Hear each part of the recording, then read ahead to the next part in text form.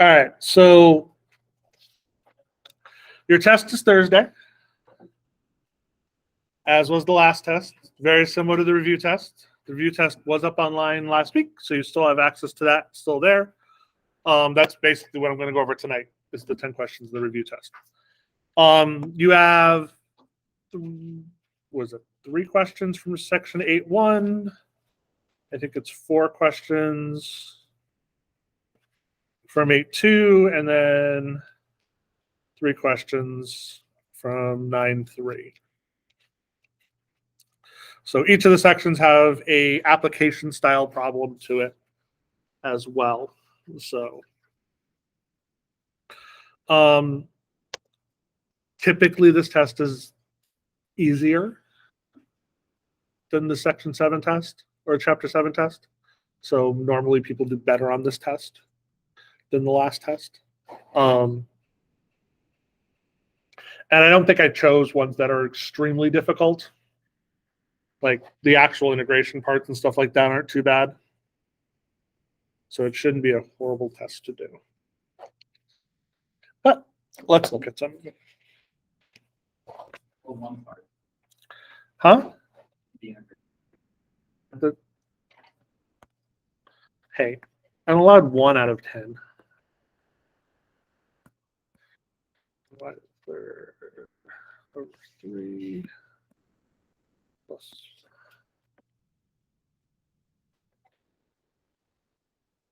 They're going from 1 to 2. Right. Yep. All right, so this is problem number 1. I'm going to leave the test in order, so just because the directions are going to tell you what it is anyway, so it's not like chapter 7 where you really have to think about what you're doing. The directions are going to tell you which process you're going to do. On your index card, I'd make sure you have the formula for arc length and surface area. Those are really the only 2 formulas you need. And then any other type of integration equations and stuff like that that you might not remember or want to write down. So what's the arc length formula?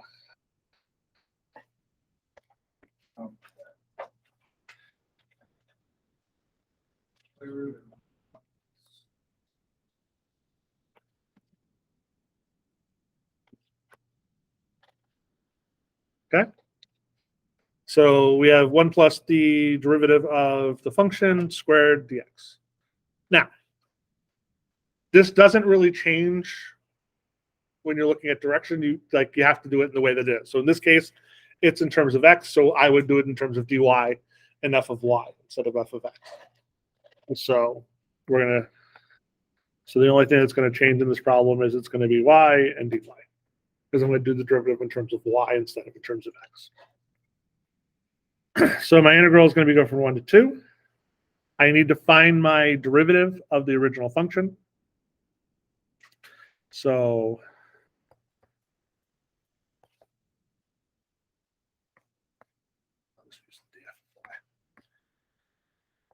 f prime of y.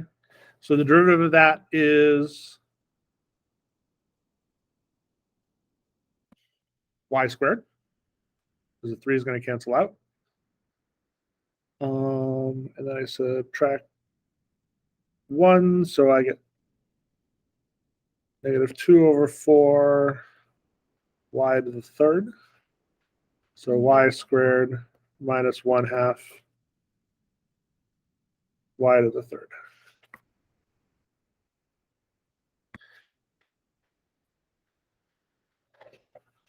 Okay. So I've got the integral of 1 plus y squared minus 1 over 2y to the third squared dy.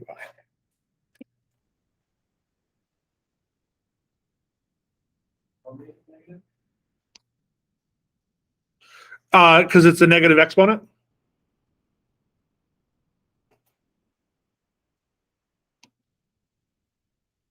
So that's a negative 2.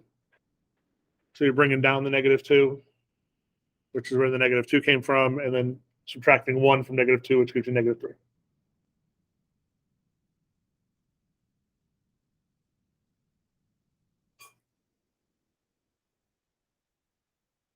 So Any questions to that point? Can you explain that again? Which part? So this is 4y to the negative third power. All right, sorry, not 4. Over 4. So, oh, not -3, -2. I was looking at the second part. So I'm going to bring that down. So that gives you -2y, and then you subtract 1, -3.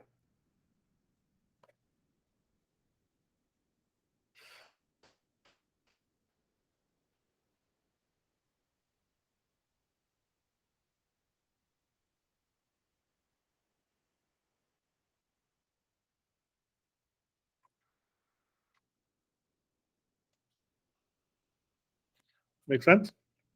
Okay. All right. So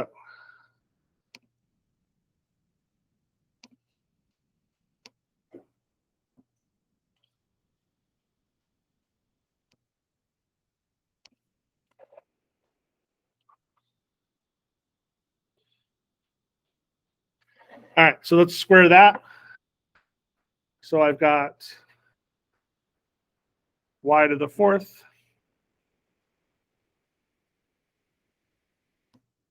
Y squared times y squared. Y squared times -2y to the 3rd is -1 over 2y. And then -1 over 2y. And then plus 1/4 y to the 6th. That's just foiling out the 1 plus there.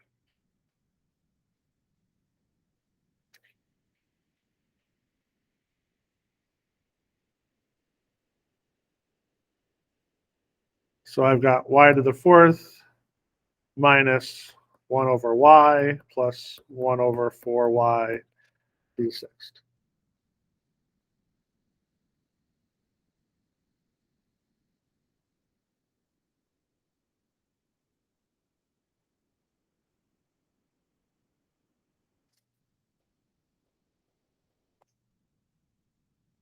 Okay. Next step.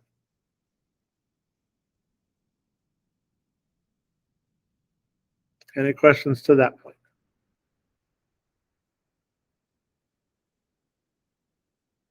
Okay.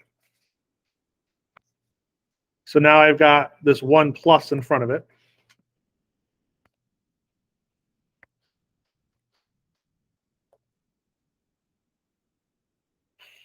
So if we put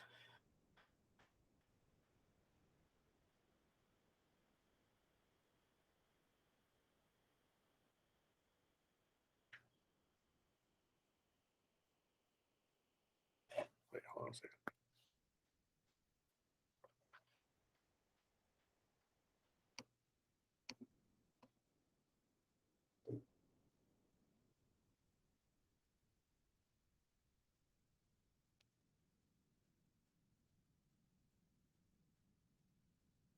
Nice. Hold on a second.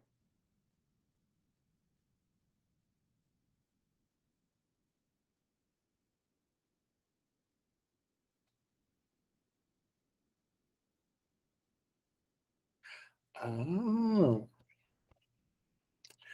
that's what I did. Sucks when I change problems. All right.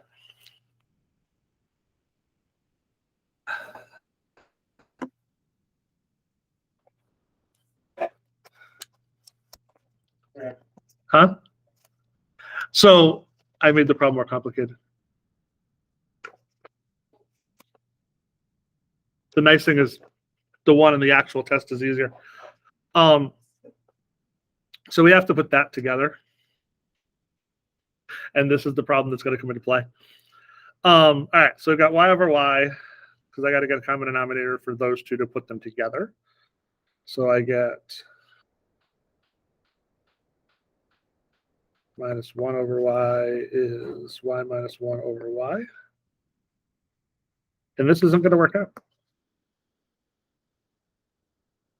Darn it. You can't actually put this together. Hey, remember, Scott, when I said that they always give you one that works out nicely? Yeah. This is what happens when you make one that doesn't always work out nicely.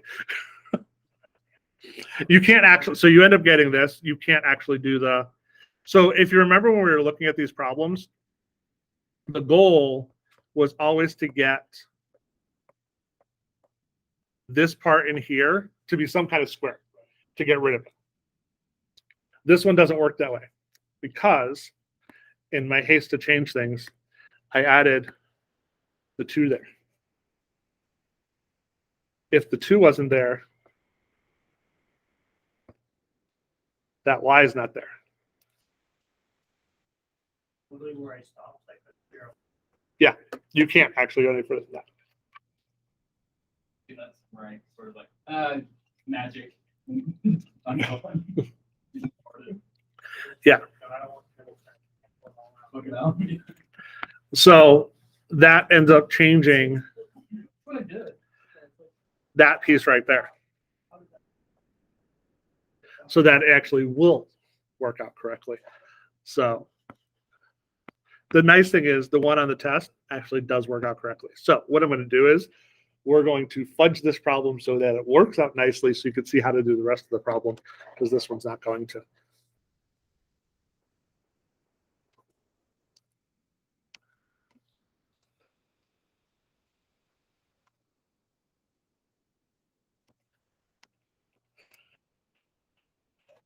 So in my book that we're writing, I'm at the stage, so we've gotten the whole first part of the Calc book written, and now we're going through all the problems, and I had to write all the explanations for the problems. Exactly this happens. Because when you make up the problems, we just throw them into a calculator to get the answer. And then somebody else has got to go through and do out the problems to actually write out all the explanations, which is us too, or the same people. But we do that after we write the problems, and we come up with problems like this just doesn't work. The answer's right, but there's just no way to do it the way we're doing it. So we have to change the problem. That's the stage I'm in right now. All right, so we're going to change this one so it actually just works out nicely. And we're going to have, what did I want? I'm going to have y squared plus 1 over 2y to the third squared. All right, it's going to come out to be something nice like that is what typically ends up happening. And if you notice, it basically changes, it ends up being just the sign change. So this now is going to give me the integral from 1 to 2 of just y squared plus 1 over 2y to the third dy. I just skipped all the unnecessary stuff. Yeah, just went right to that. All right. So this is what should have happened. And now we just do the integral of it. So we get y to the third over 3 plus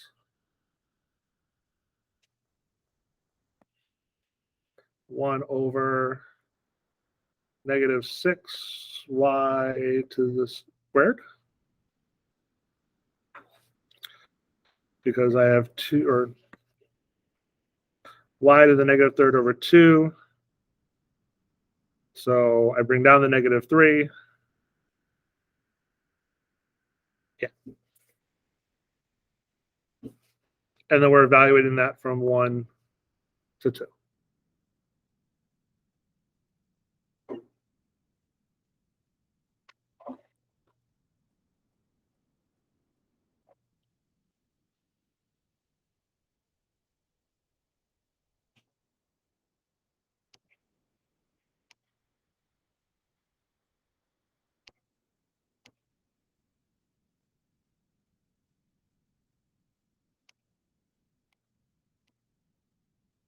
So we just plug in 1 and 2. So I've got 8/3 minus 1/24 minus 1/3 minus 1/6. So if I change them all to 24s, I have 64 minus 1 minus 8 plus 4.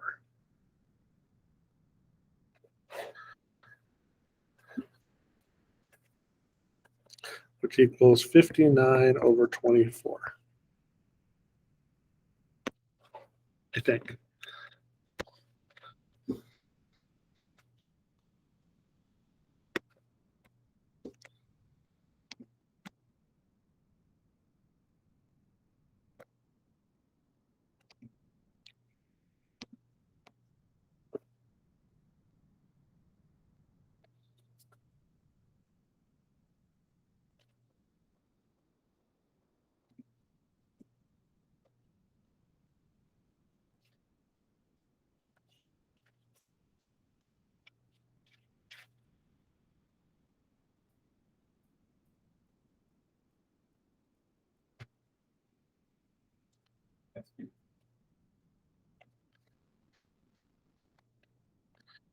All right. Any questions on the first one? Okay. Second one, same concept. Different problem. So we got y equals ln of the cosine of x.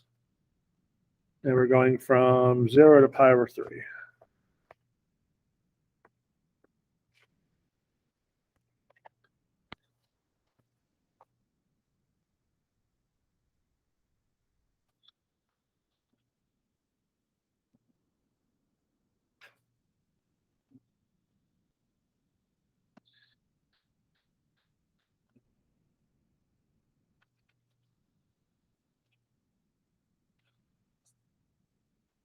All right, so step one, the derivative of that. So we have to do what for this one? To take the derivative of it? Yep. So what's the derivative of the inside? Negative sign. And then what's the derivative of ln of x? 1 over it, right? So it's going to be 1 over cosine of x. So that's negative tangent of x.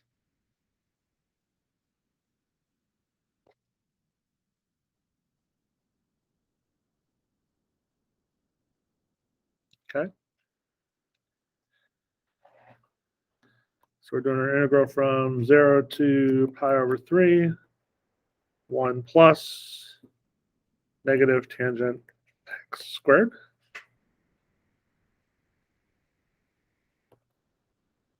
So if we look at just this, I got 1 plus tangent squared x, and which is what? Correct. That is secant squared x. So we're doing the integral of secant x.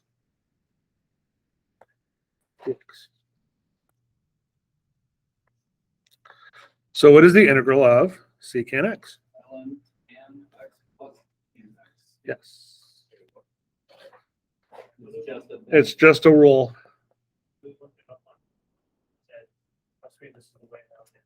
Yep. That's how it's literally explained. I actually think I said that when I wrote the rule on the board. I'm like, trust me, it's just this. I got there and I was like, how the hell did you get the integral of secant x? And I looked it up and the guy's like, you're probably wondering how I do this. It's just the way it is. And I just kept going. Yep. I was like, okay. So we actually did that in, I think it was 7-2, if I remember right. Yeah, I think it was in 7-2, because that was one the possibilities when you get down to just a tangent left or just a secant left when you were doing the dropping down of the rules.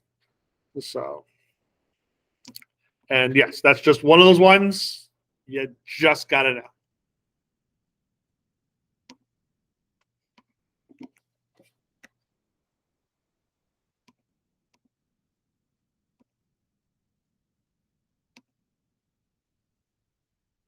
I'm regretting one of my other problems, but it's fine. So we need no that specific for the task, or is that I believe so. I believe I had that exact. I think I changed one thing about it. I will look since I have it.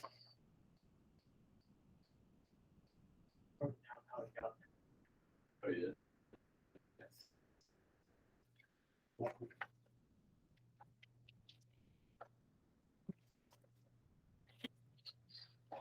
Yeah.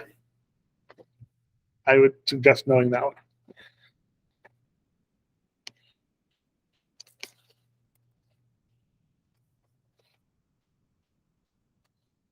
All right.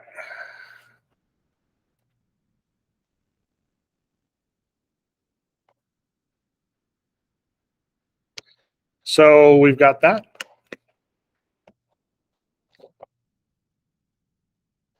Now we've got to evaluate that from 0 to pi over 3.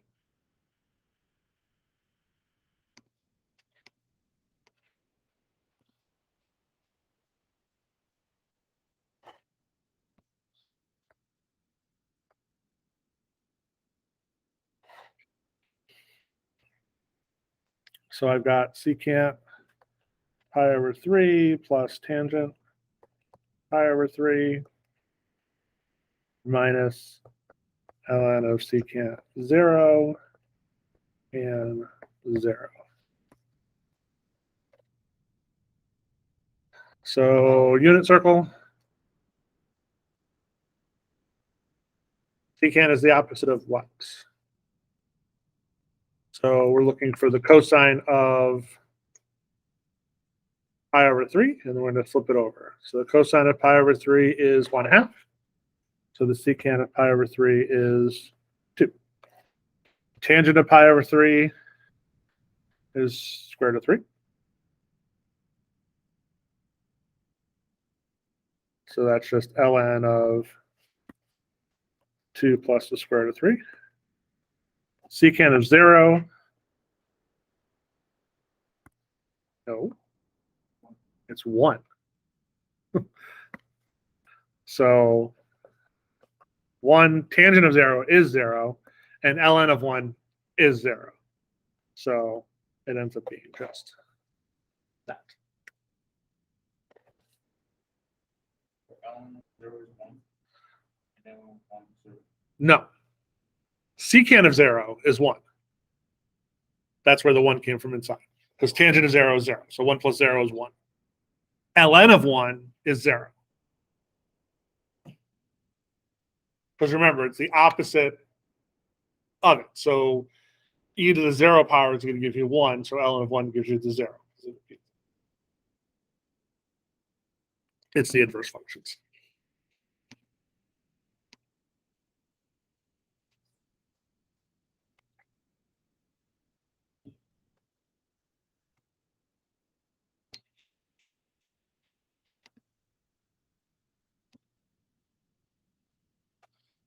All right.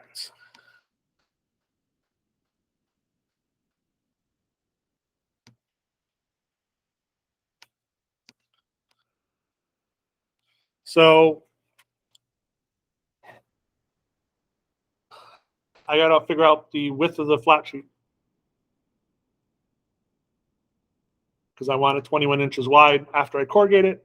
So I need to figure out how much I need to order before I corrugate it. So in essence, I'm looking for the arc length. So my y is sine pi over 7x. So I now have to find my, oh, and we're doing this from 0 to 28. Because that would be the length. I have to come up with my y prime. So it's pi over 7 cosine pi over 7 x. Just have to do the chain rule, bringing the thing on the inside out. So we do our integral from 0 to 28. 1 plus pi over 7 cosine pi over 7 x squared. If I square this, I get 1 plus pi squared over 49 cosine squared pi over 7x. Now, if it was 1 minus, we could do this. Since it's 1 plus, we can't do this. There's actually no way that you know how to find the integral. So, what did I tell you in class in which we can use if there's no way to find the integral?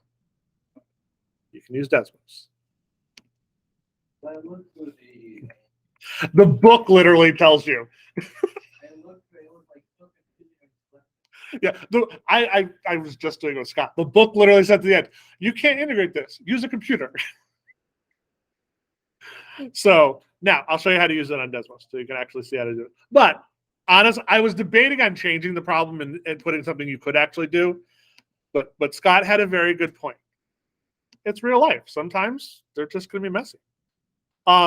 So you can do this one of two ways. You can actually search through the function thing to find the integral. Or if you actually just start typing integral, it makes the integral sign for you. So either way works. So we're doing this from 0 to 28. So 28, 0. We have our square root, 1 plus. You can type in pi to get pi.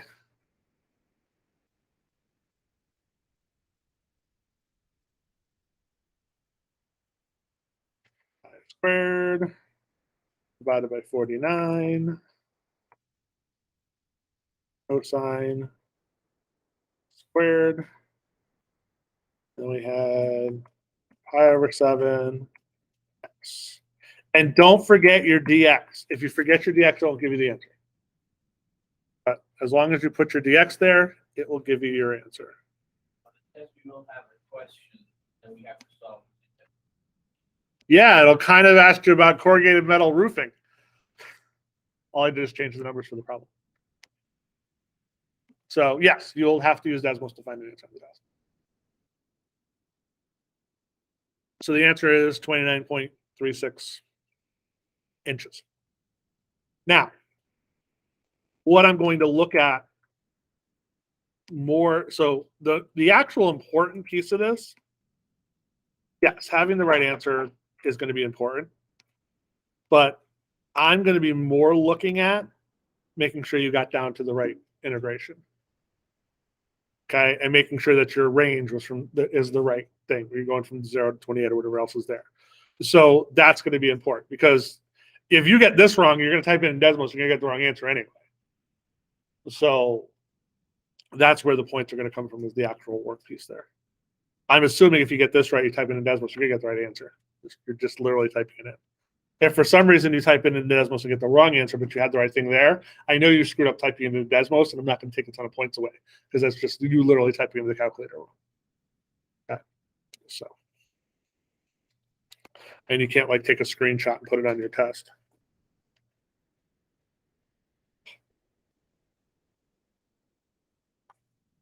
Why is my garage open?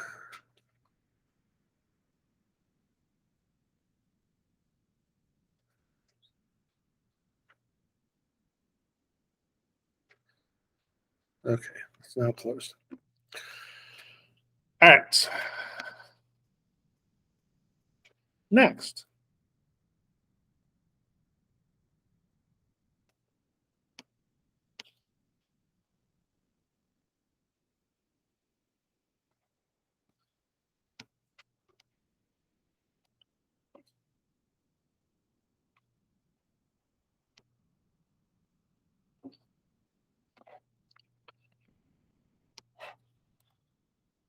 All right, so this one, oh, I didn't actually switch it back to the screen. There we go.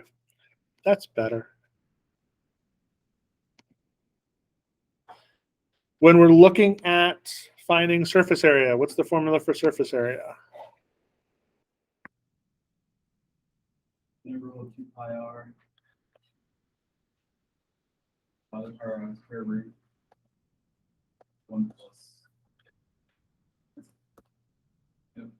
Square root.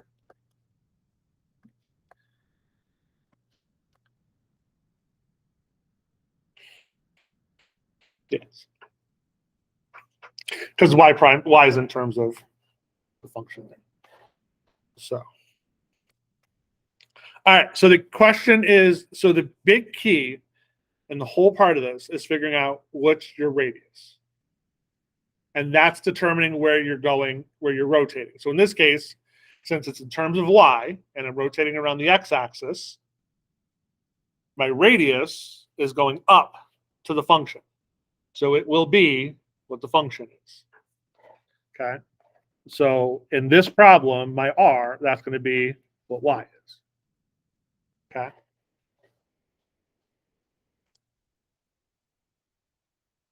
All right. So let's first thing we have to do is actually solve this for y because it's in y squared. So that's going to become just y equals the square root of x plus 1. So y prime of this is what?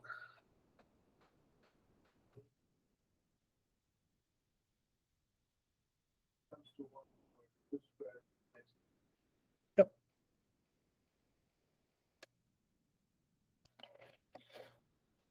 So I can pull the 2 pi out in front. We're going from 3 to 15. And then I have square root of x plus 1.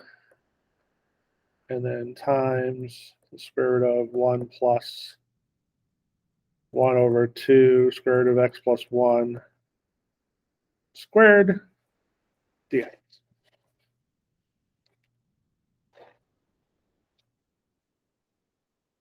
All right, questions to there?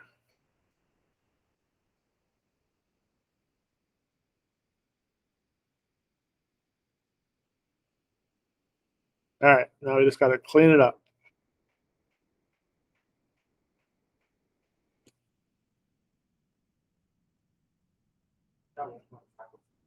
Huh? 15.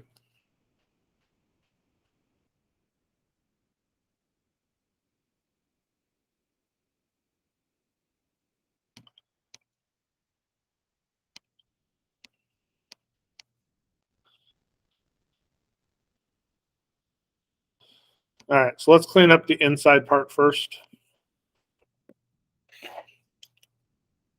So we've got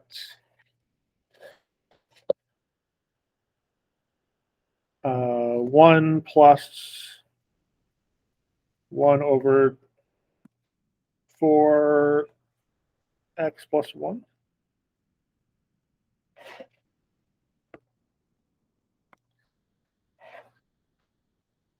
So we got 4x plus 4 plus 1 over 4x plus 4.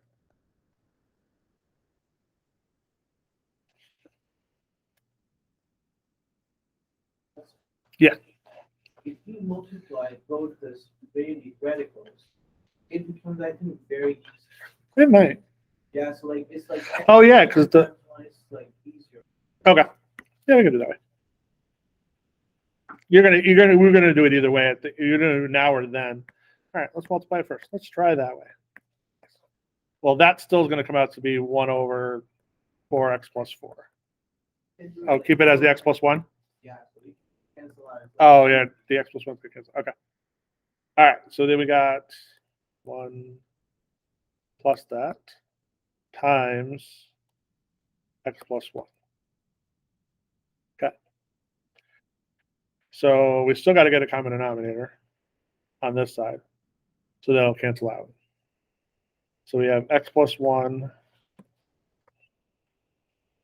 Then we have 4x plus 1 plus 1 over 4x plus 1. So the x plus 1s will cancel out. And we get 4x plus 5 over 4.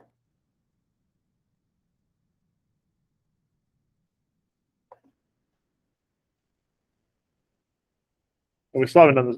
We didn't deal with the square root. So the square root's still there.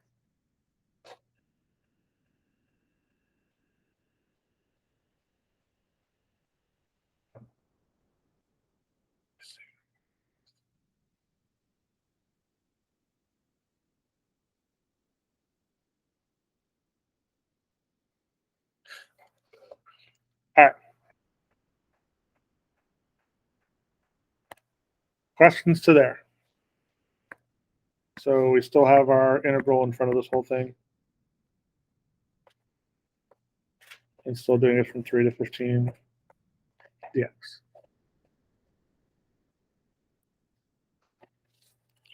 Take the denominator out. We could. Actually, in this case, it doesn't really matter. It's not going to really matter because when we're doing the derivative of this, it's going to cancel itself out anyway because you're going to do your substitution now anyway. So it doesn't really make a difference. And I don't think that one's not going to be as obvious to most people to remove that. So everybody see what we did here? So no matter what, even if you did it the other way, you're gonna get the exact same thing. The thing you have to do is you have to combine these two. Since we have two square roots, you can combine them by just multiplying the interiors of it. So I was simplifying this down, and then I was going to multiply it. I just multiplied at the beginning because it cancels out the x plus 1 anyway. But I was going to get to this point no matter what. So we still didn't deal with the actual square root though. The square root's still there. So it wasn't like we got rid of the square root by multiplying the two square roots together. Okay? Does everybody understand that piece? All right. Now we actually have to do the integral of this.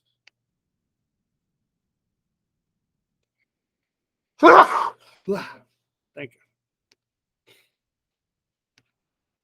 All right, so now what we have to do is do substitution. So I'm going to make u 4x plus 5 over 4. So du is just 4. No, actually, it's just 1.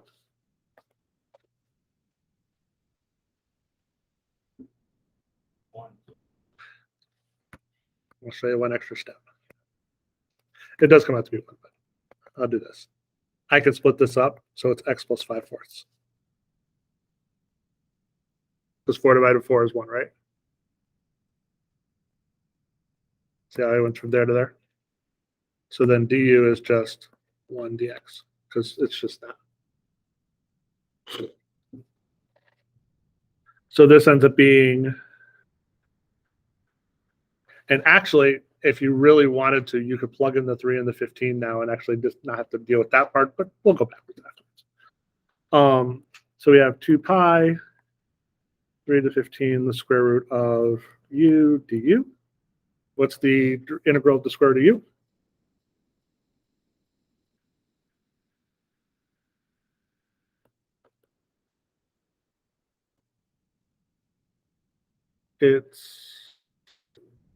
No, it's not negative 2. It's just 2. It wasn't underneath. It would if it was if it was down the bottom. You're right. You'd have the negative 1/2. So you'd have the negative 2. But this one's on top, so we don't have to worry about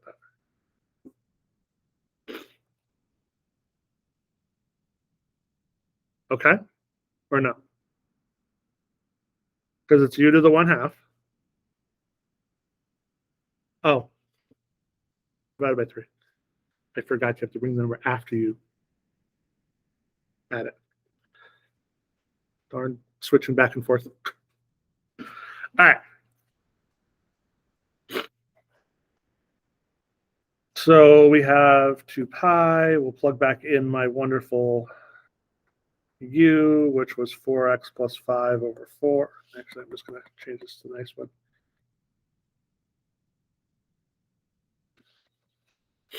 X plus 5 fourths to the 3 over 2 to the third. And we're evaluating this from 3 to 15.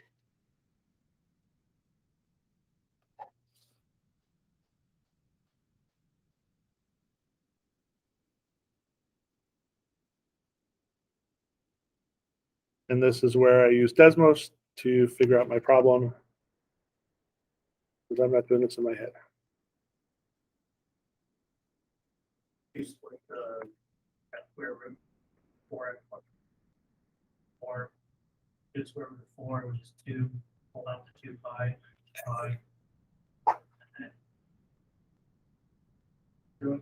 You could. If you weren't really needed to, like, before taking the determinant, take the value for the denominator. All right, so here's the. I'm going to show you something because you could do all that. However, the nice thing is in this problem, you don't have to, because I actually want an actual number. If this was the case where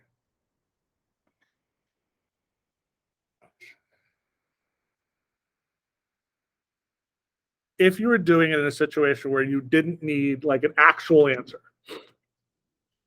yes, go through, simplify it down as much as you possibly can and get the number.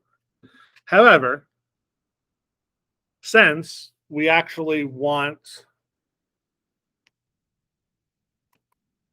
a value, you can actually just do this in Desmos and just put the number in there.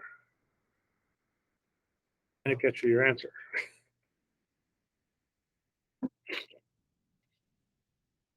Okay. So if you were just coming up with the formula for it, like the actual equation for it, and it wasn't a definite integral, yes, you'd have to try to simplify it down as much as possible. But since I'm coming up with an actual value, use the calculator to get the value. Okay. So in this case, 237.69. Just round everything to 2 decimal places if you're going to do it. On the Desmos calculator, you can copy and paste. I don't know how easy it is to do on the phone, to highlight and copy and paste, but you can. So you can type it in once, copy and paste it, and change the number.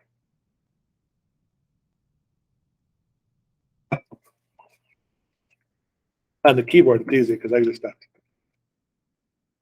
just use the actual copy paste commands.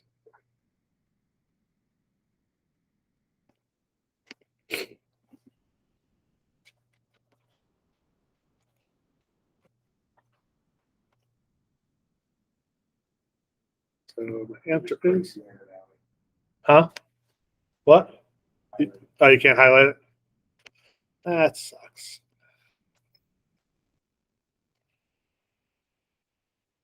Well, you can type it again. It's not the end of the world.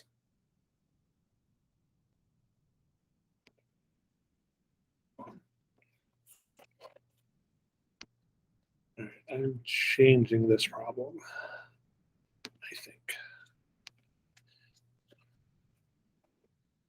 All right, any questions with that one?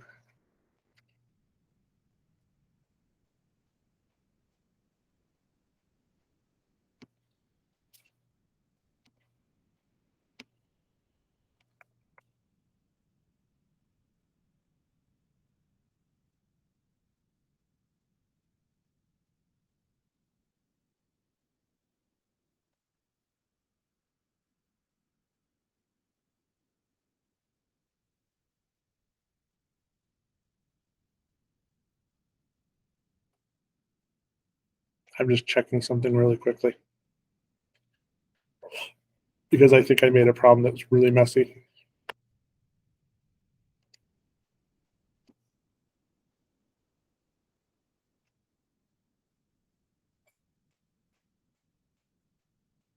Yep, so I'm changing that one. All right, we're going to do a different problem for this one. I was trying to be nice and make a problem that you already did the arc length for to do this part, which would have been nice, except that integral is insanely difficult to actually do the integration for. So one of the problems, and I might actually change it to this one.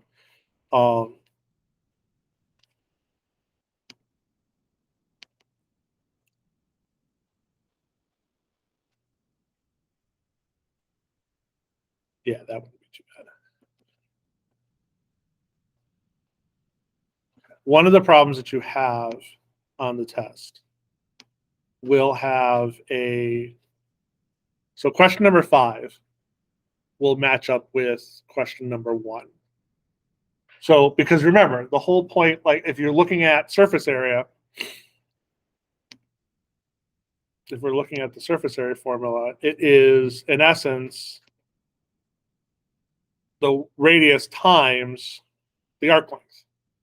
So the problem that you're using in number one, that arc length that you already have at the end of the arc length, you're going to use in problem number 5 to find the surface area. So then you're just going to rotate it. So you don't have to then do the whole integration for the square root again because you already have that done. Make sense? I had it on problem number 2, but I'm going to switch it to problem number 1. So 1 and 5 are going to connect. Okay? That should help make your life a little bit easier and a little quicker so you don't have to do the surface area again. If that problem went wrong. Yes, problem 5 is probably going to be wrong, but that's okay because remember, I'm going to look at your work. So if you got problem number 1 wrong, when you write your initial arc length part in there, you're going to use problem number 1. I'm going to look at your work for that problem. As long as you did that problem correct to find the surface area with the wrong arc length, I will give you full points for that problem. Okay, so yes. Don't screw up problem number 1 now. But if for some reason you do, I'll take that into account for problem number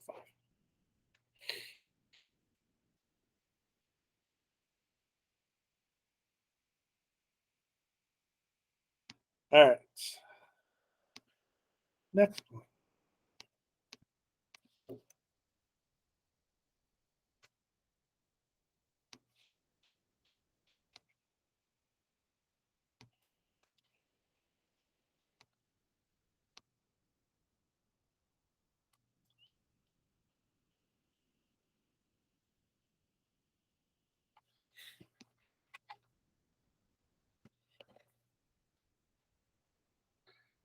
All right. So for this one, we're rotating it around the y-axis.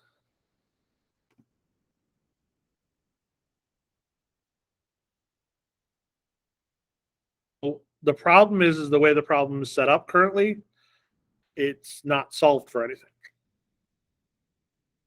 So we have to decide which way we want to solve this one.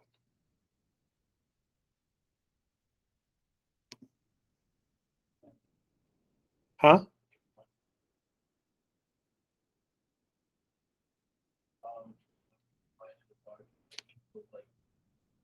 Oh, it should equal 1.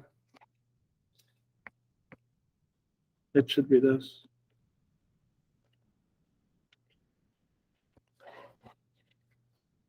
Should be that.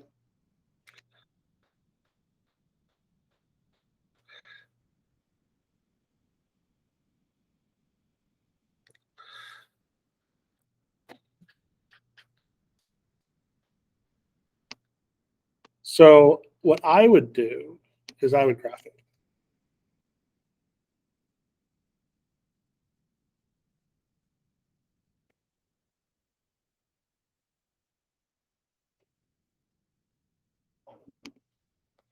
I would graph it. So you can see what the graph looks like. Now we're rotating from 0 to 1, and we're rotating around the y-axis. So we're taking this part right there and rotating around the y-axis. So no matter what, so if I look at it in terms of from 0 to 1 on y, I have it on both sides, correct? Which is probably going to make my life a little more difficult. If I look at the x value, if I solve this in terms of y equals, so it's an x, and I do x from 0 to 1, I'm literally just looking at this part right here, right? Does that make sense? So that way is going to help me. Then I'm going to rotate it. It's still going to rotate the exact same thing because it's going to lay on top of each other. Yes or no? No. Okay. We're rotating around the y, right? So this is rotating this way, and that was, it's basically like a top that's spin. Yeah. Okay. If I do that, I'm going to have double it because that's rotating and that's rotating from 0 to 1. Okay. If I look at it in terms of the x, and I go from 0 to 1, I'm only looking at that one piece and rotating. It's still going to give me the exact same shape, correct? But now I don't have it doubled. Okay, so I want to solve it in terms of y equals, and then rotate around the y-axis. Okay.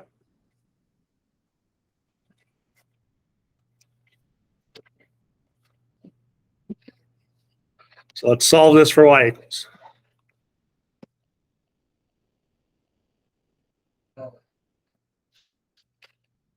So I have y to the 2/3 equals 1 minus x to the 2/3.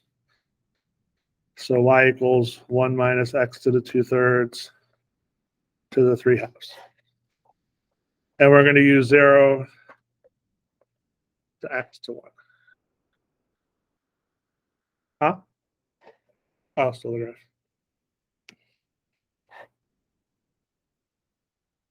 So you're using the standard equal y, because I'm thinking software is like a command order. You're already revolving it one way, Yes. so you're kind of No, I'm still rotating around the y-axis. I'm looking at, so the graph doesn't make a difference.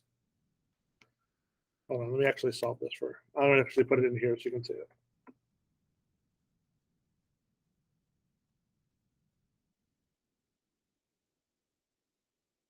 Okay. So solving it, I'm just eliminating the bottom anyway. So I can just not worry about that bottom piece. Okay. So solving it for y is still giving me the exact same thing. Right? The thing is what am I using? So now that I've got it solved for x, I can look at from 0 to 1 instead of having to look at from this way, because this way isn't a function in essence, because I have two pieces. So if I look at it from 0 to 1, now I only have that one part. So I have a function. Okay. I'm still rotating around the y-axis, and that's going to come into play when I look at my r, because my r is going to be x, not the function. Okay. Because that's the difference in when you're looking at the rotation. It's a matter of, it's still 1 plus the square root of 1 plus that arc length formula. The piece that matters is the r, the radius, and that's matters the direction you're going. The last one we were rotating around the x-axis, so we were going up to the function. So my radius was the function. This one we're going over, so we're basically doing the x. So that's going to be my r. So when we look at my integral, we're going from 0 to 1. I'll pull out the 2 pi. My radius will be x. And then it's 1 plus y prime squared dx. I still have to do the derivative of that.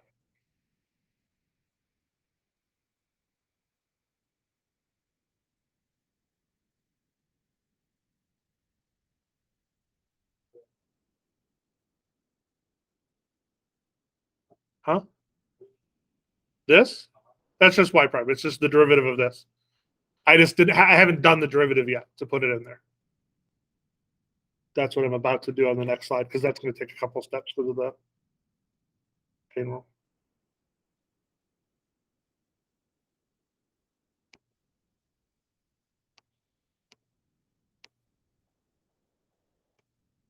All right, so you're going to get the equation back in a second. All right, so we have to do the derivative of this. So I have to do my chain rule. So what's the derivative of the inside?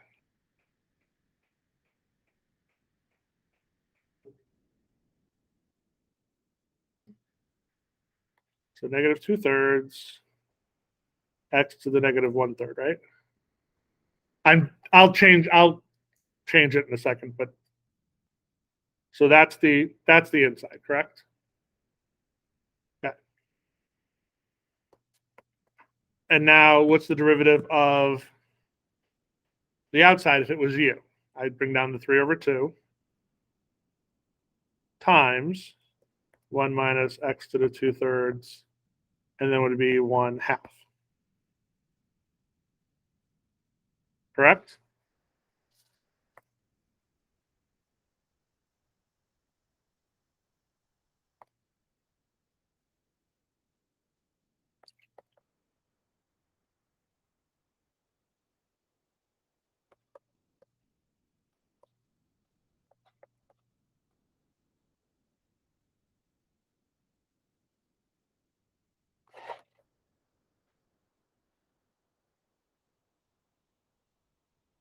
So if I put it all together, I get that.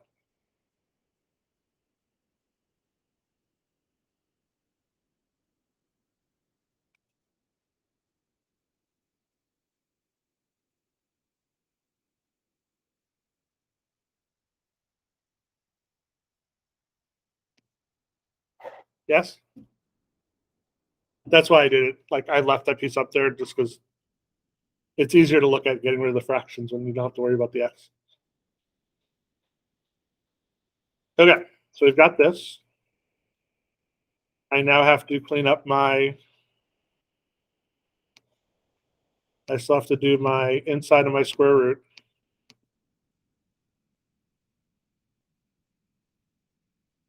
So I've got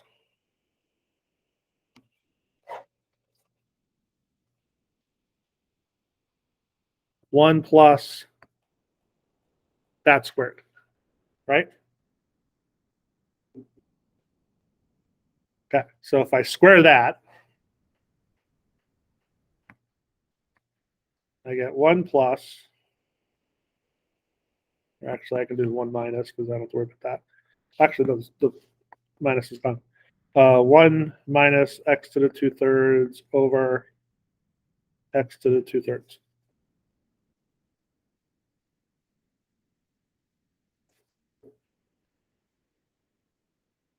So get a common denominator. I got x to the 2/3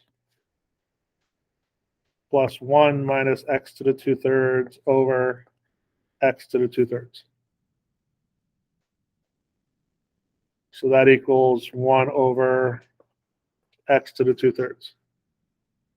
And this whole thing was in my square root, correct? So I have the square root of that, which is going to be 1 over x to the 1/3. Because it'd be 2/6, which is 1/3.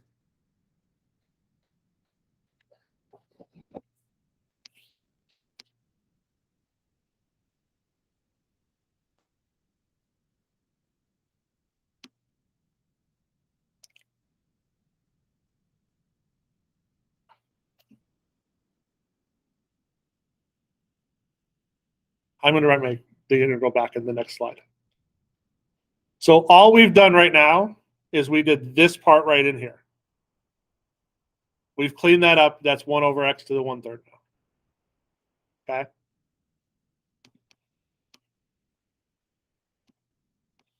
So my integral now. So I'm going from 0 to 1. R was x, and my part inside was 1 over x to the 1/3. So I've got 2 pi integral x to the 2/3 dx.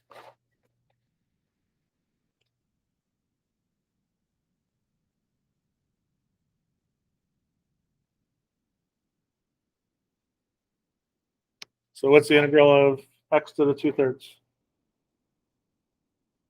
We're going to add 1 to that. So I've got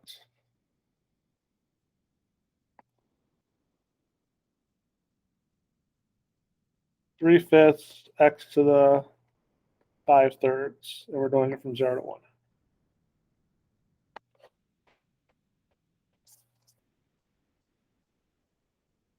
So it's times 3/5, which is 6 pi over 5.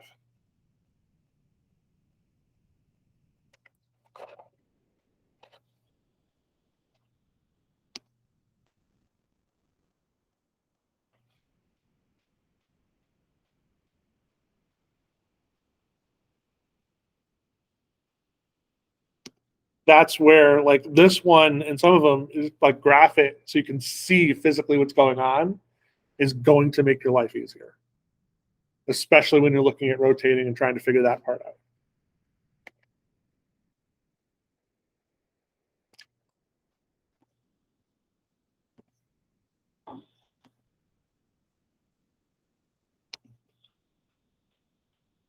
All right.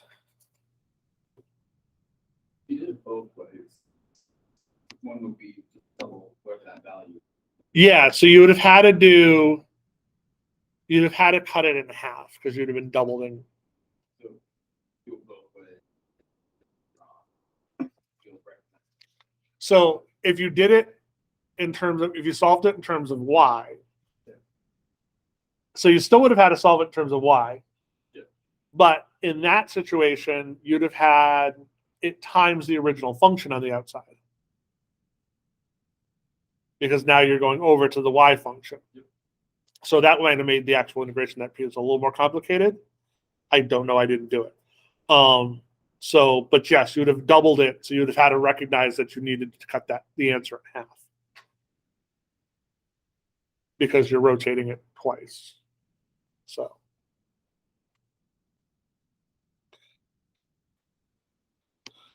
But that's one of those ones that if you did it that way and you didn't do it that way, I would have wrote you doubled. So.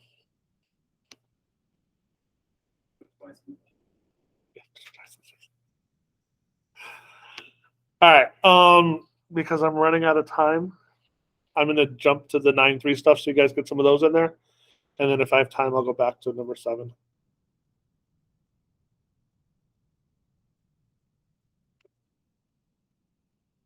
The one hint I will give you on number 7 is,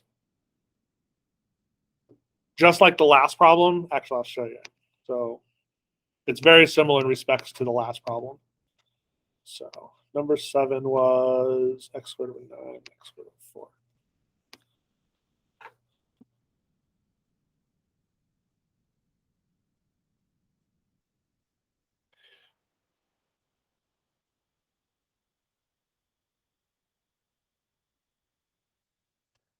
Oh, it's an ellipse. And you want to find, if you rotate this, I had this one rotated around the x-axis. So you're rotating it around the x-axis to solve it. Okay.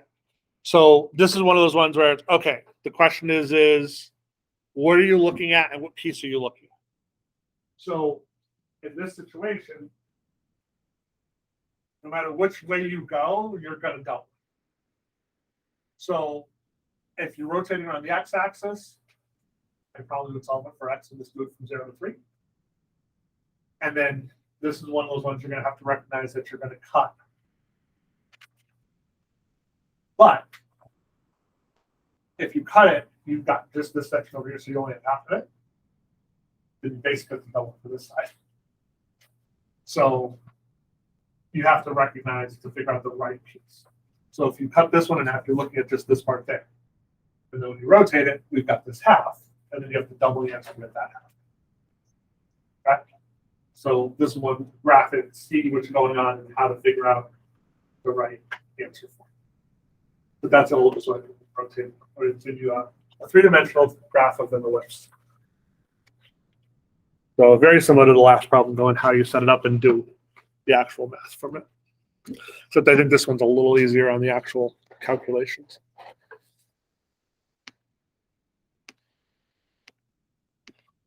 All right. Let's go do some.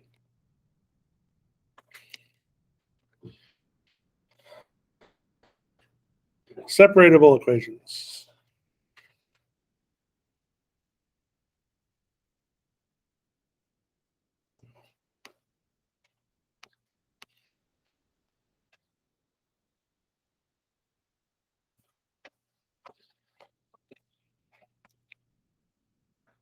So remember, y prime is dy dx. And I believe they're all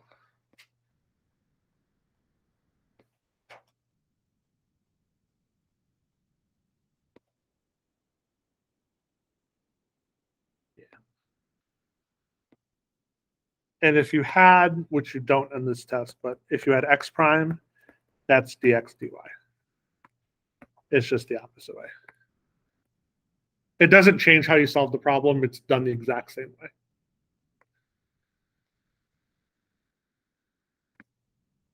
So we have x, y, dy, dx equals x squared plus 1. So I need to get all the x's on one side, all the y's on the other side. So I'm going to divide by x and multiply by the dx. So I've got y dy equals x squared plus 1 over x dx.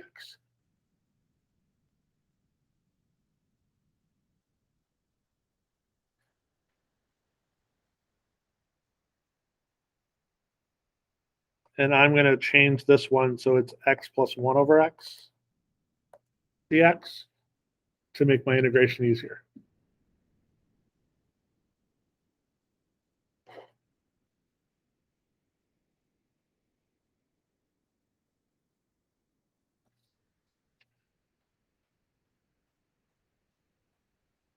So what is the integral of y? Y squared over 2. And the integral of x? The integral of 1 over x? ln of x plus c.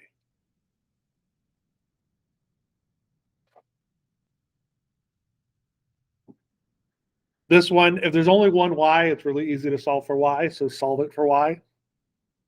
So I'm going to multiply everything by 2.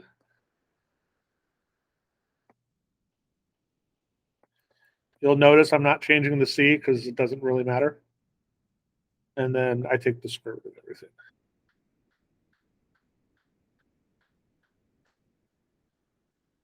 So that's the final answer. If you forget the plus minus, I'm not going to care.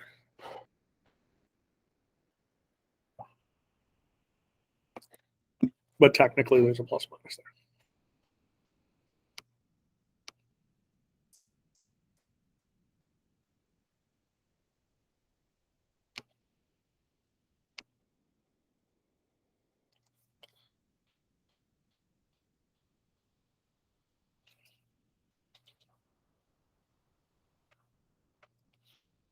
Any questions with that one?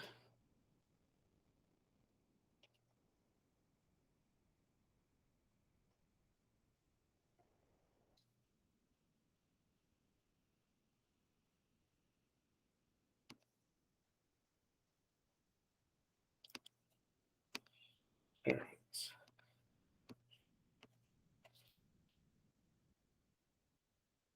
The only difference between 8 and 9 is you have a point here that you have to plug in.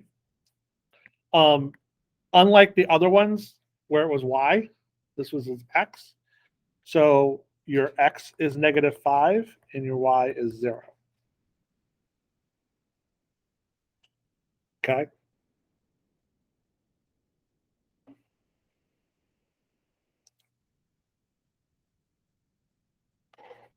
So the nice thing is this one's pretty much set up that you can just cross multiply and get the next step.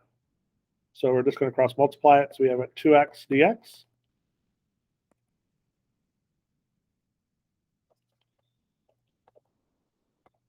Two y plus secant squared y dy.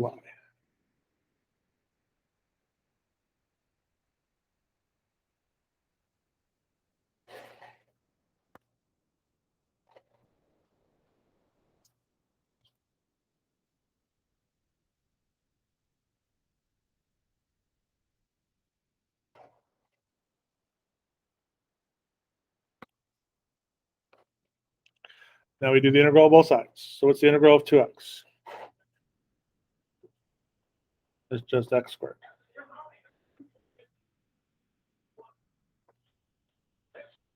The integral of 2y,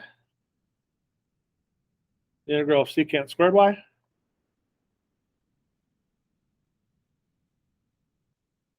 or tangent y. Now this one we'd actually want to solve for x. So I'm just going to move the c over the other side.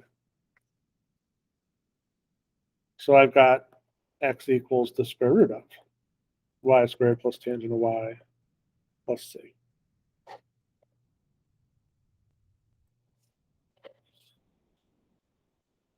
And then we have to plug in my points to find c.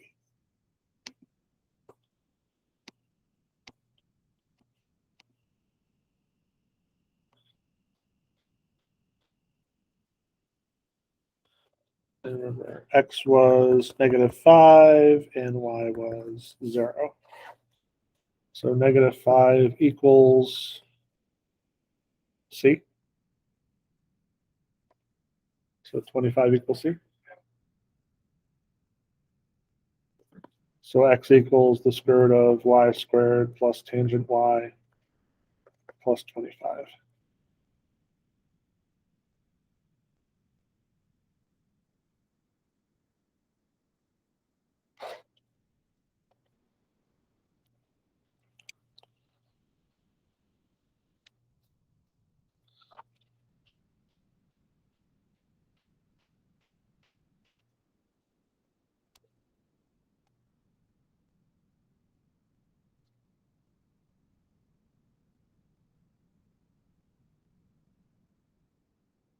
And it actually does matter where the c is. The c has to be under the square root in this situation.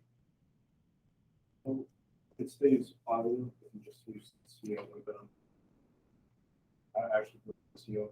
Oh yeah, I'm not bringing it. So remember, constants are just or anything.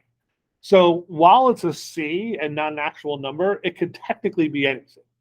So I didn't subtract the c over from the other side to move it over to the other side because it's still just c.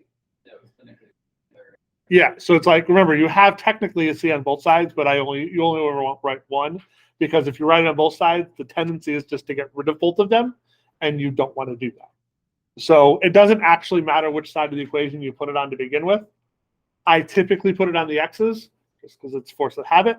But in this problem, we were really solving for the x, so we wanted to put it on the y side. Like you're erasing one side. Yeah, and just putting it over the other side. Yeah. Yep. They're not, it's not moved.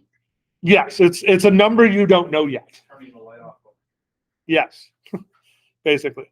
I know it's counterintuitive from everything you've ever been taught in algebra. When you move something from one side to the other side, you change it.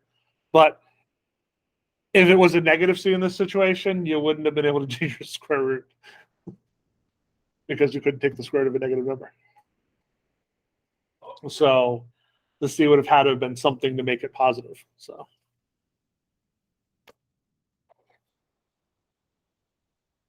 All right, last one.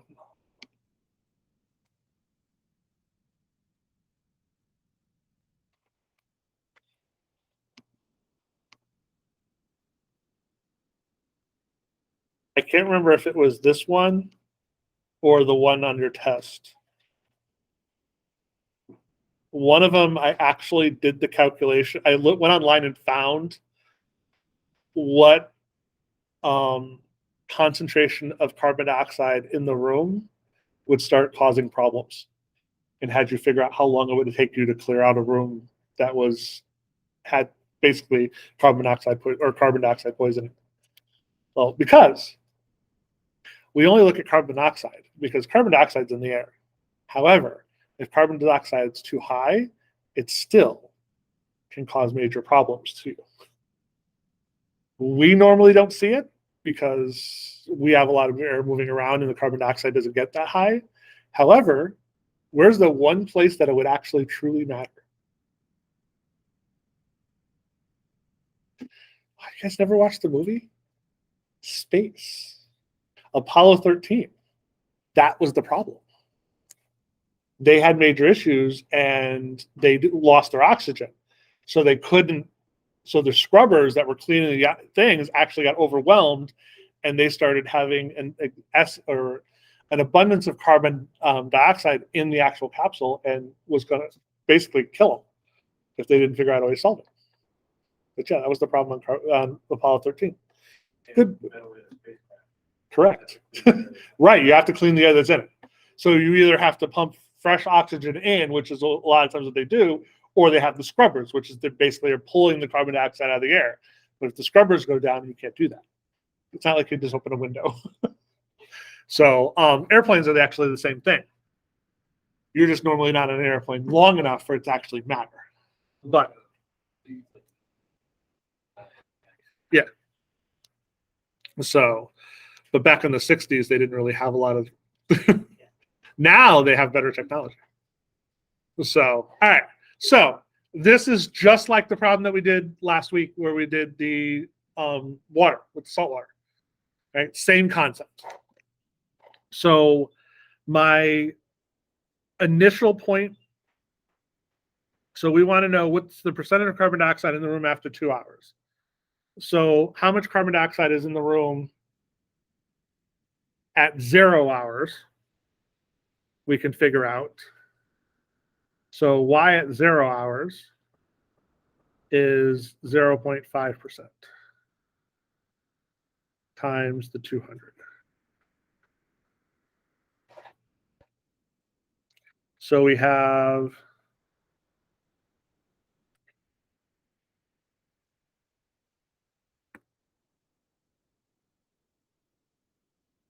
this 0.1. Yeah. Of carbon dioxide. You need that because we have to find C at the end. Before we do the actual problem, we have to find C. That's going to be my initial point for the problem. It should be 0.1.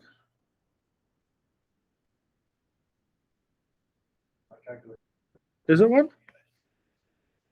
As off by a decimal. Okay, 1.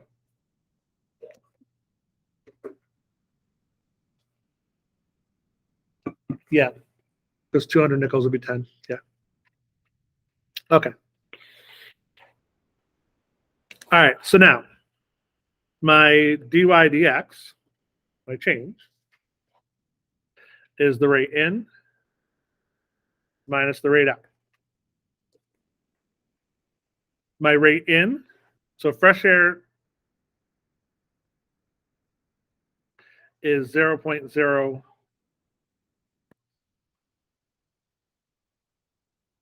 0.0005 times 4 per minute minus the rate out. We don't know the actual, but it's over 200.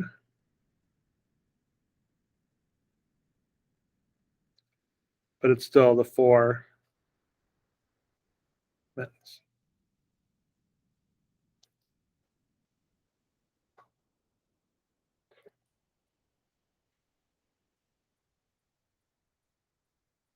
Okay. A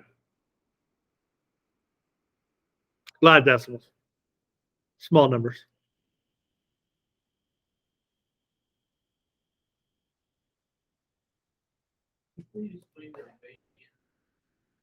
So it's 0.05%. So you move it 2 decimal places to change it to a decimal.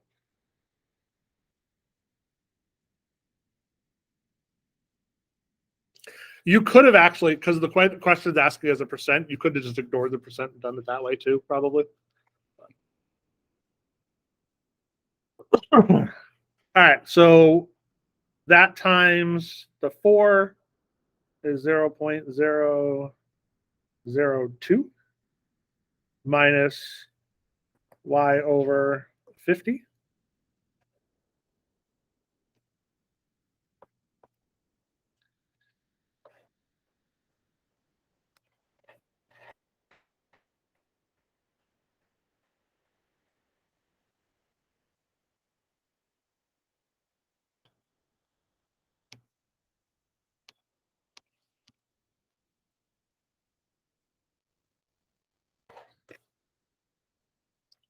So we can just move the, well, multiply.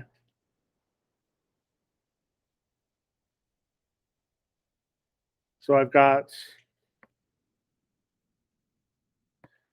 y over 50 dy equals 0.002 dx.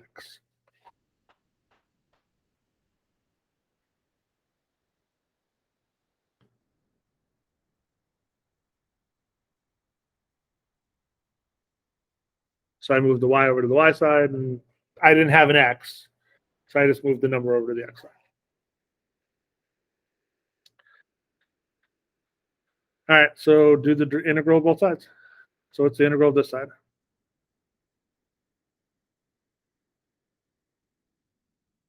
How do you divide with- Huh?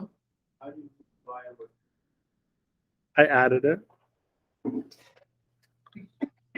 Oh, you know what? I can't do that. Hold on. I missed a step. I forgot my common denominator.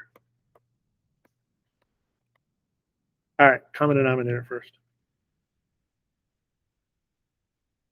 And then I can cross multiply. What's 50 times that?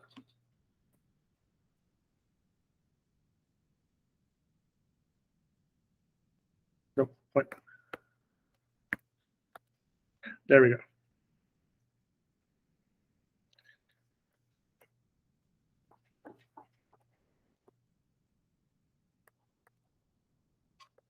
Better. Better. Now I do my integral of both sides.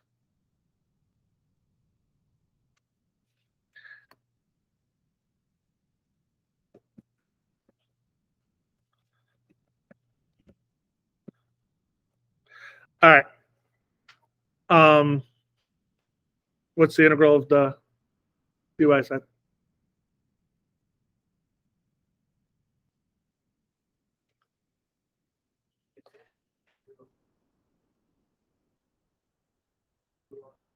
Yeah, it's natural log. So it's negative the natural log of 0.1 minus y equals 1/50th x plus c.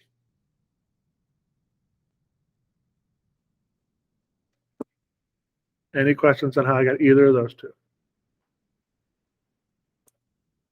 But that's technically 1 over 2.1.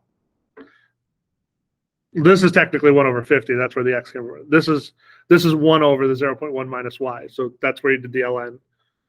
And by just doing a quick u substitution, that's where the negative sign came from because of the negative y.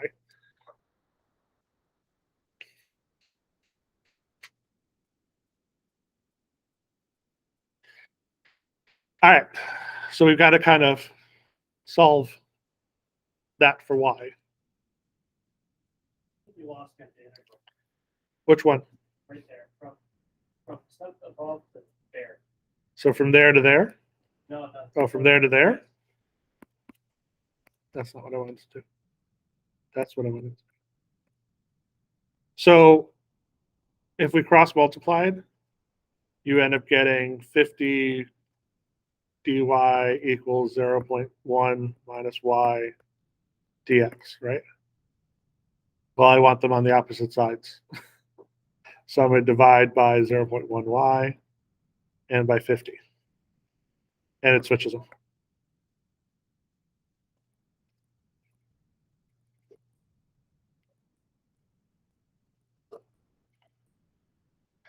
Okay. Now we have to solve this for y. So if we, let's move the negative sign over to just get rid of the negative sign.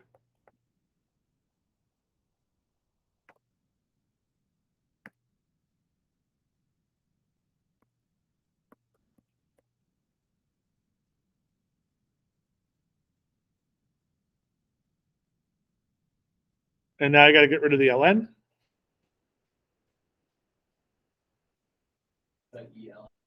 Yep, so I'm going to raise everything to the ln. So 1 minus y equals e to the negative 150 x plus c. yes, technically it's e to c, but it's still constant, so it doesn't matter. Or plus c should be up there again.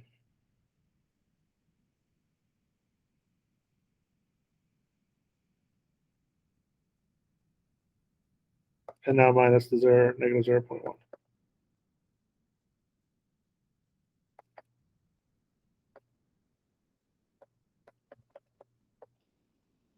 And change all my signs.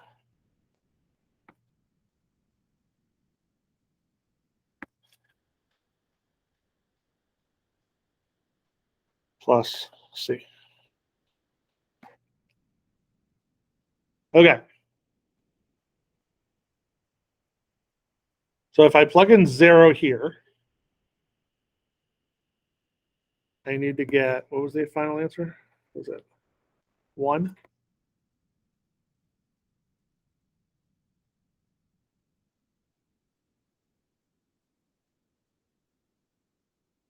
So that's 1.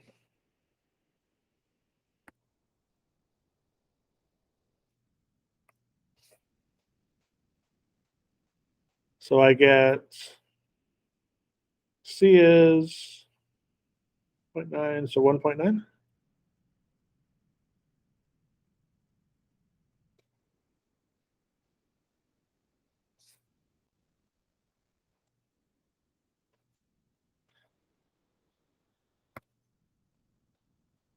So my final equation was y equals 0.1 minus e to the 1 over 50x plus 1.9.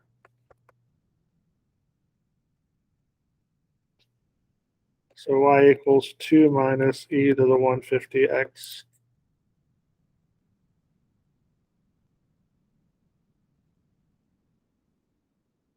Something seems wrong here, but I'm going to finish it. And we're looking at 2 hours.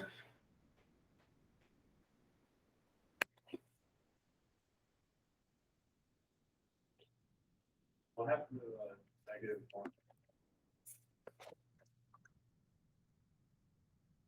That -1?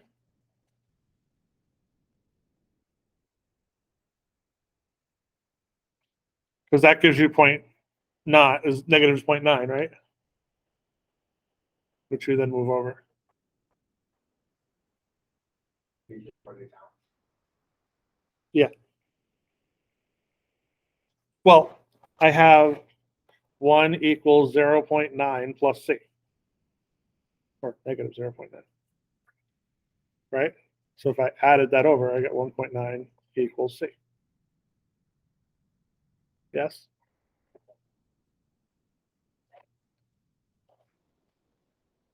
Yeah.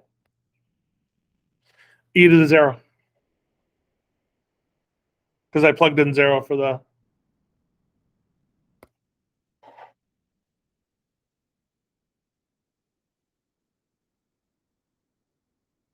And if we're plugging in 2 hours to x, oh, sorry, not 2 hours. This is in minutes. So how do I have to plug in for x? Right. So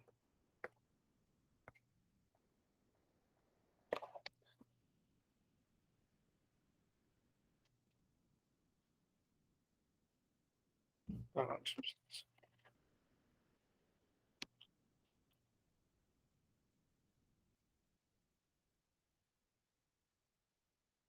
yeah, something's wrong.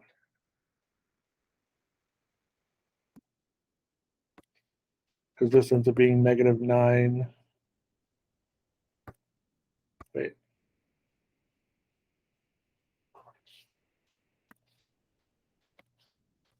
.02.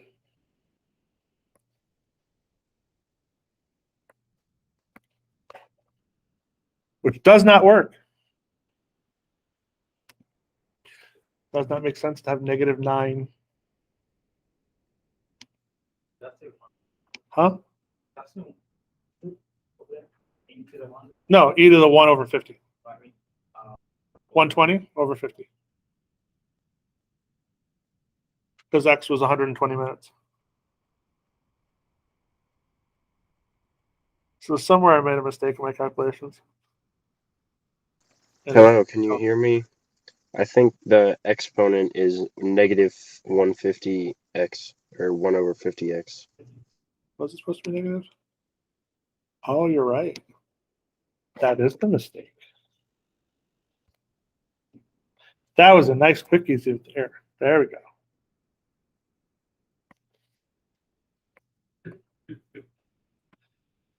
So 1 point, something's still off, but at least the answer makes more sense now. 1.9.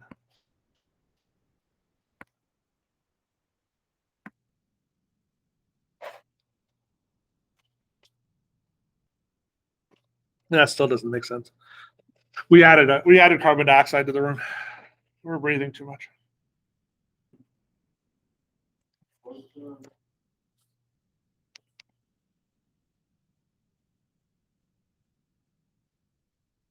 0.5% of carbon dioxide was initially in the room. If we're putting in 0.05%, which obviously would be less, it should go down. So we shouldn't have more carbon dioxide in the room than we started with, which was 1.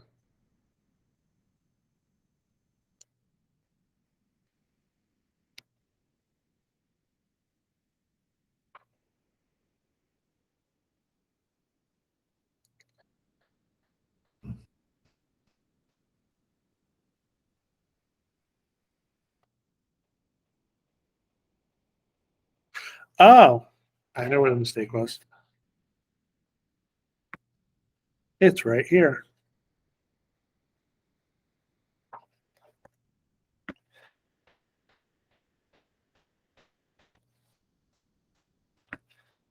That's up there, which becomes a e to the negative 150x.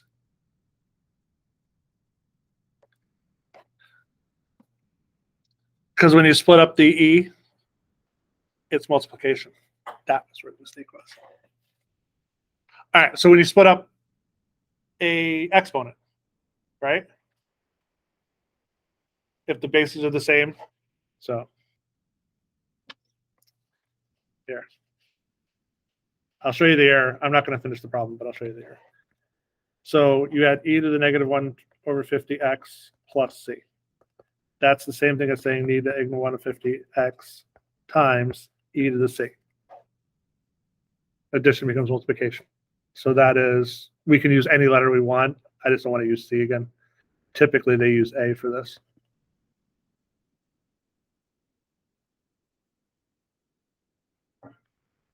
So what ends up happening, so when you plug in the values for this, you get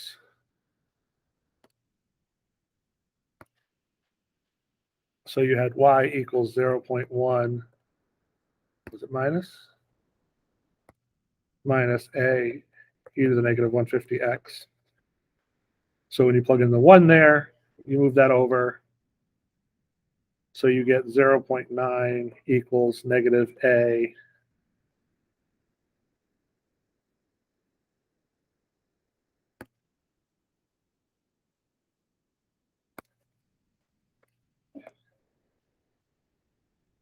Yeah, because it was 1 minus that. So a is negative 0.9.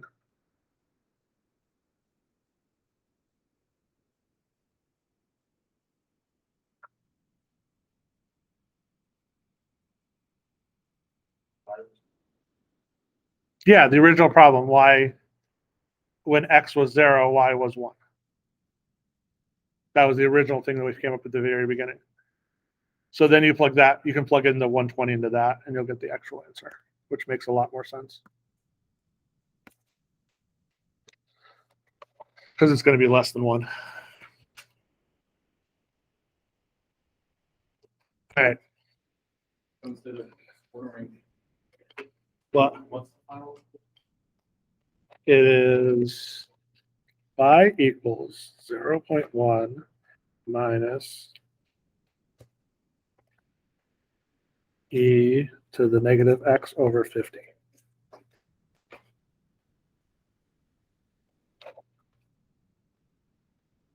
And you just throw 120. into So we that. just put 120 into that, yeah.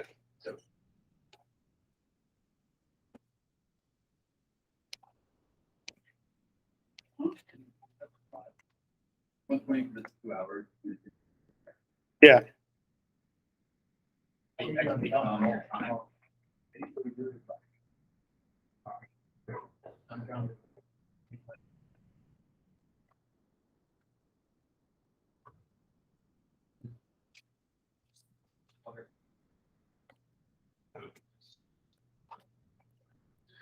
All right.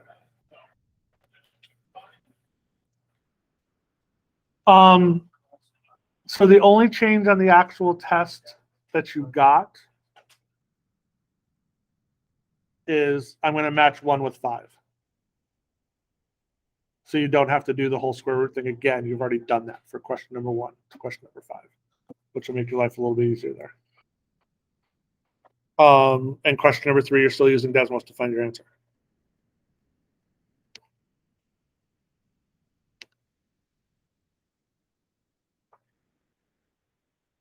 So it's the IR equation, but your root is already solved, whatever you got. In question number 1, yeah.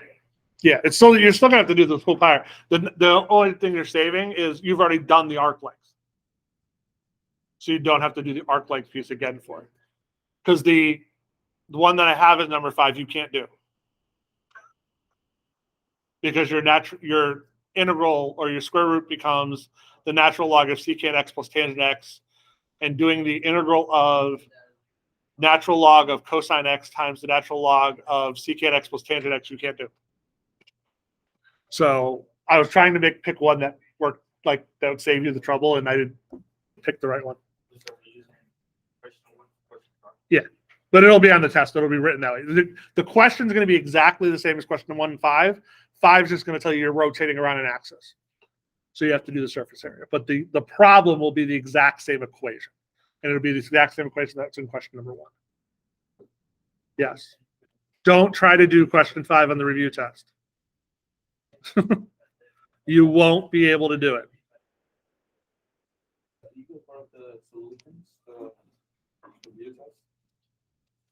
I just did it. That was this. That'll be up there when I get home. Yeah, it'll be up there. I'm gonna post this right now. The video will be up there probably when I get home. But I'm gonna post the actual like notes for it today. All right. I will see you guys on Thursday. I'll be here. There's nobody in the room before me, so I'll be here at 4. So